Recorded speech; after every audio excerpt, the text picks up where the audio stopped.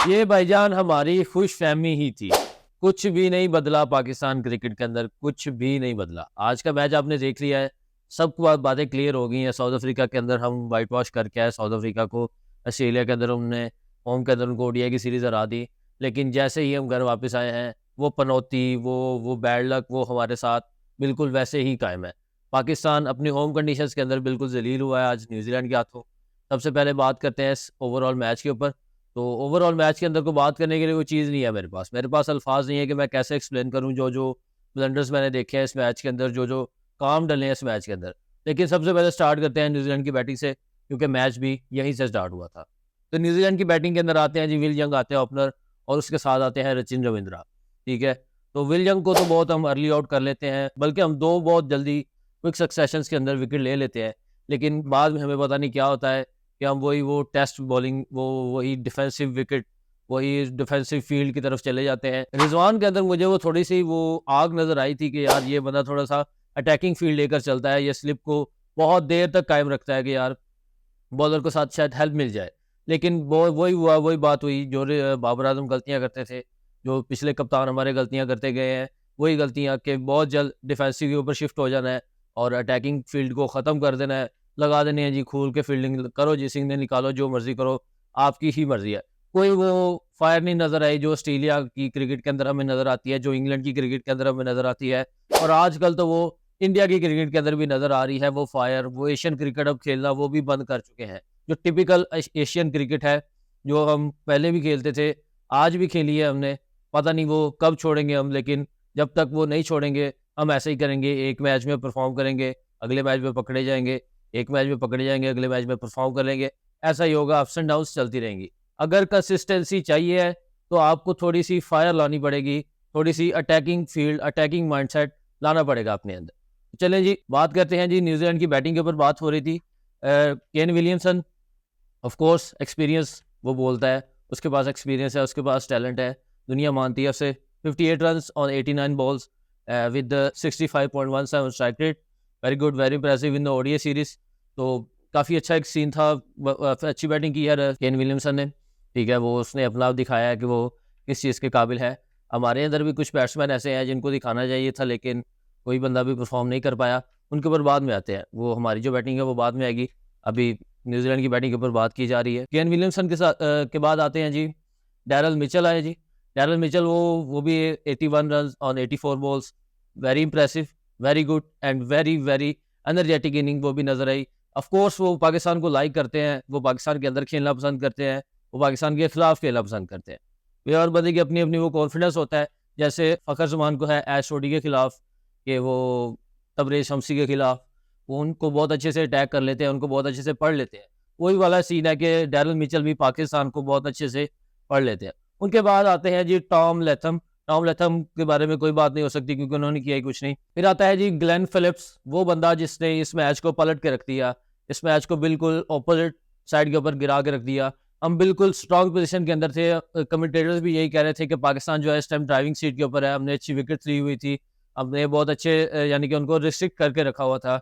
लेकिन Glenn Phillips आया, उसने गेम को बदल के रख दिया, और 106 रन यानी कि 106 रन और 74 balls with strike rate of 143, जो कि एक यानी कि बहुत इंप्रेसिव स्ट्राइक रेट है। ये तो T20 वाला स्ट्राइक रेट बनता है, हमारे तो बंदों का ये T20 के अंदर स्ट्राइक रेट नहीं होता, जिस स्ट्राइक रेट के साथ उसने ओडीआई के अंदर एक 100 लगाया हमें। ठीक है, और बिल्कुल इसी 100 ने ही टीम को यानी कि वो मैच को बदल के रख दिया है। ये जो पार्टनरशिप लगी थी यानी कि डैरल मिचेल की और केन विलियमसन की, यही सही नज़र आ गया था कि जो यानी कि न्यूजीलैंड है वो स्टेबल हो रही है, वो न्यूजीलैंड अपनी टिपिकल क्रिकेट खेल रही है। वो ऐसे ही करते हैं, वो एक आधी पार्टनरशिप लगाकर अपनी जो मैच है उसको साइड को चेंज कर लेते हैं। वो कोई मसले वाली बात नहीं है कि जल्दी विकेट गिर गई। पहली बात तो ये है कि वो ऊपर से विकेट बहुत कम देते हैं। लेकिन पाकिस्तान के खिलाफ खेल रहे थे तो पाकिस्तान यानी कि न्यू बॉल के साथ थोड़ा सा इंप्रेसिव है, क्योंकि हमारे पास शहंशाह है, तो वो नई बॉल के साथ विकेट लेने के अंदर तकरीबन कामयाब हो ही जाते हैं। तो यानी कि आज उन्होंने भी वही किया, लेकिन न्यूजीलैंड ने भी अपनी टिपिकल क्रिकेट खेली। उनको कोई ये फ़र्क नहीं पड़ा कि उन्होंने विकेट दिए हैं, लेकिन वो अच्छे स्ट्राइक रेट के साथ चल रहे थे, अच्छे रन रेट के साथ चल रहे थे। उसी यही बात हुई कि एक पार्टनरशिप लगी केन विलियमसन की और डैरल मिचेल की, और मैच जो है वो स्टेबल स्टेबल नज़र आने लग गया for the side of New Zealand. लेकिन उसके बाद फिर वो क्विक सक्सेशन के अंदर 2 विकेट वहां पर गिर गई, टॉम लेथम की गिर गई और केन विलियमसन की गिर गई। और उसके बाद वही बात, ग्लेन फिलिप्स आए, उन्होंने मैच को फिर एक बहुत ही स्टेबल कंडीशन में कर दिया, यानी कि वो तो बिल्कुल बदल के रख दिया गेम को एक बार। ठीक है, तो टोटल उन्होंने जो रन किए थे वो 330 रन किए थे। तो इट मीन्स कि हमें 331 रन करने थे, टारगेट जो हमें मिला था।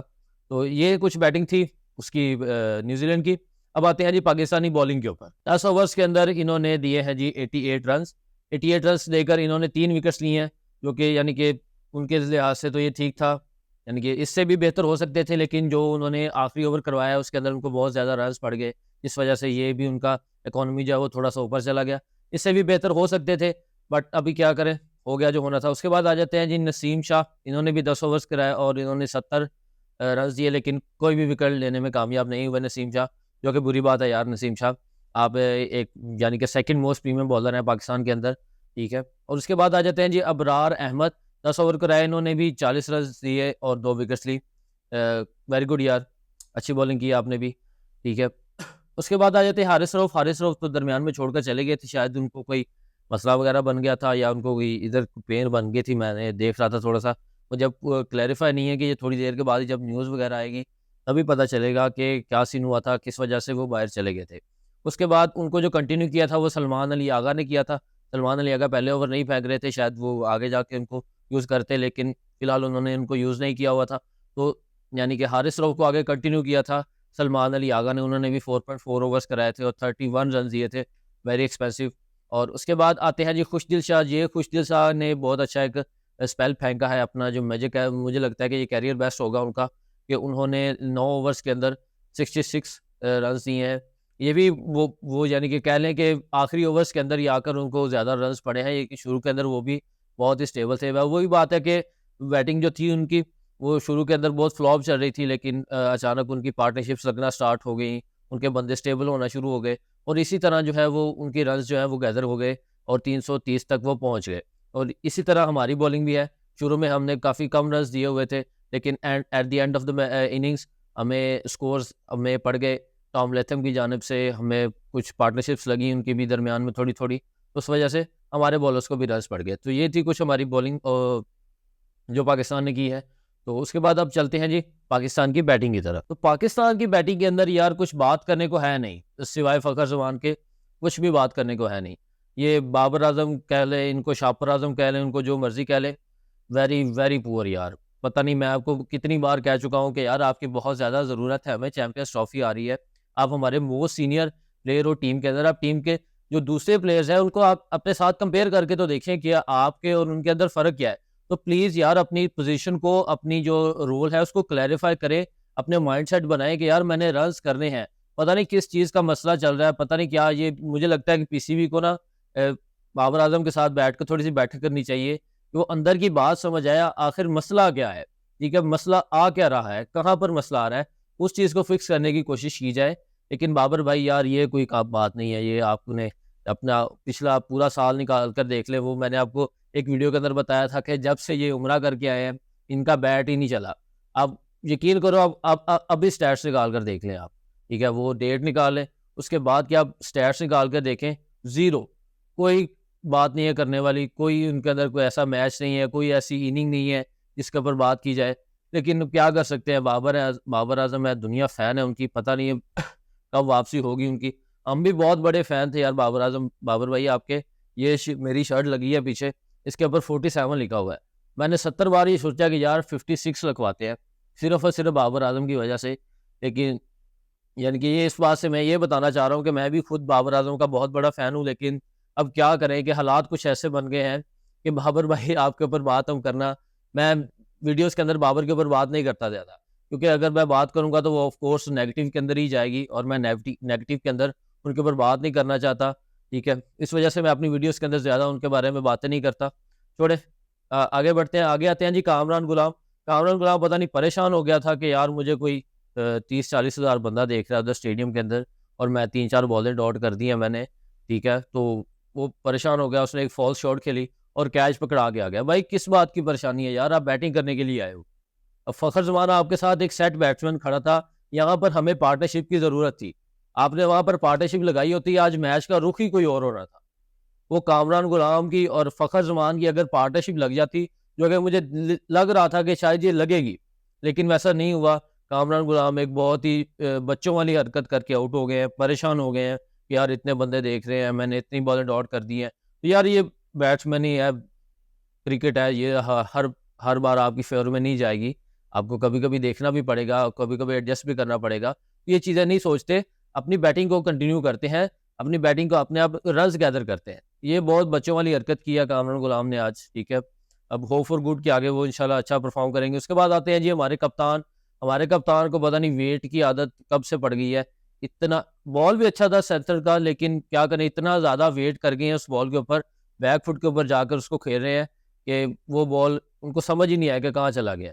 बॉल भी अच्छा था, कोई-कोई बॉल होती है उसको ना वो देना पड़ता है, क्रेडिट देना पड़ता है, लेकिन क्रेडिट के अंदर उनको विकेट नहीं देनी होती। इस बात को समझें कि उसको आप लीव कर लें या उसको आप डक कर लें, जो भी कर लें, लेकिन विकेट ना दें। किसी तरीके उसको टालें अपने आप से।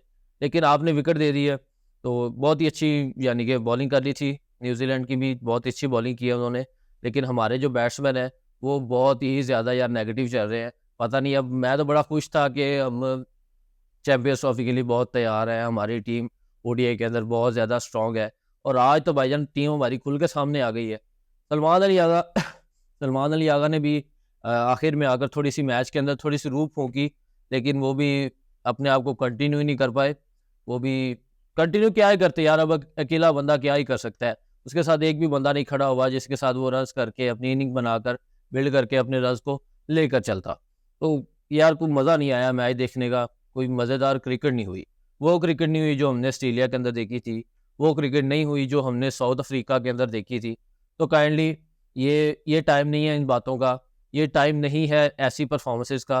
काइंडली फिक्स दिस और अपने आप को वापसी की, अपने आप को गैदर करने की कोशिश करें। चैंपियंस ट्रॉफ़ी आपके दरवाज़े के ऊपर खड़ी है, 19 तारीख को उसका मैच है पहला, और आप अभी ये हरकतें कर रहे हैं 8 तारीख को। पता नहीं यार, ये यार सारी बात देखें, मैच है ना, मैच आएगा चला जाएगा, लेकिन ये सारी मोरल की बातें होती हैं। अब आप मैच हार के जाओगे ना ऐसे, तो जो सीनियर प्लेयर है उनको तो समझ है, या जो छोटे प्लेयर है जैसे कामरान गुलाम हो गया, तैयब ताहिर वगैरह हो गए, सौफ शकील हो गया, ये भी न्यू है, न्यू कवर्स है। तो इनका तो ये एकदम दिमाग खराब हो जाएगा कि यार हम तो मैच हार के आए हुए हैं, ये हो गया, वो हो गया। हालाँकि बड़े बड़े प्लेयर्स होते हैं उनको भी प्रेशर पड़ जाता है कि यार हम हार के आ रहे हैं, हम ये करके आ रहे हैं, हमने अच्छी परफॉर्मेंस नहीं दी। तो इन चीज़ों के लिए सोचने की ज़रूरत है। मैच आने जाने वाली चीज़ है, ये तो सीरीज़ का मैच है, इतना बड़ा मैटर नहीं करता ये। मैटर लाज़ी बात है कि मैटर तो करता है, लेकिन वो बात नहीं है कि इसकी टेंशन ली जाए। टेंशन लेने वाली बात है आईसीसी चैंपियंस ट्रॉफी, उसके लिए आपको टेंशन लेने की ज़रूरत है कि वो उसके अंदर आप क्या परफ़ॉर्म करोगे, उसके अंदर आप क्या बातें करोगे। ये बात नहीं है यार, ये ऐसे नहीं चैंपियंस ट्रॉफी जीती जाएगी हमसे। हम तो बड़े पुरुम्मीद थे इस साल के, शायद हम चैंपियंस ट्रॉफी जीत लेंगे। लेकिन ये इस मैच को देखने के बाद तो वो जो उम्मीदें थी थोड़ी-सी बची हुई, वो ख़त्म हो चुकी हैं, और अभी देखते हैं हम भी आगे क्या ही होता है।